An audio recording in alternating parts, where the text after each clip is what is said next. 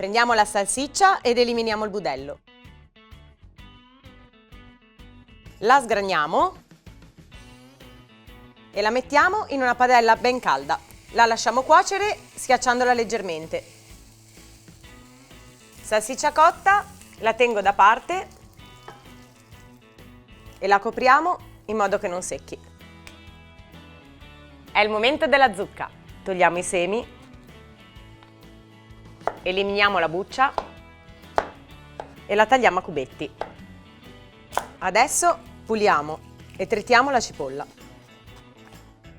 Nella stessa padella dove abbiamo cotto la salsiccia, uniamo la cipolla tritata e la zucca. Aggiungiamo un pochino di acqua e lasciamo cuocere la zucca. Nel frattempo leghiamo il rosmarino così non perderà gli aghi in cottura. Lo aggiungo in padella, mescolo e faccio cuocere per 15-20 minuti. Togliamo il rosmarino e schiacciamo la zucca.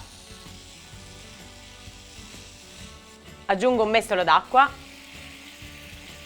e butto la pasta. Aggiungiamo la salsiccia nella padella, diamo una mescolata, poi scoliamo la pasta al dente direttamente nel condimento.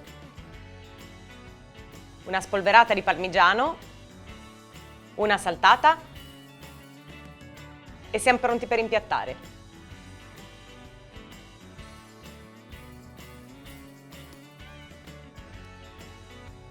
Assaggiamo!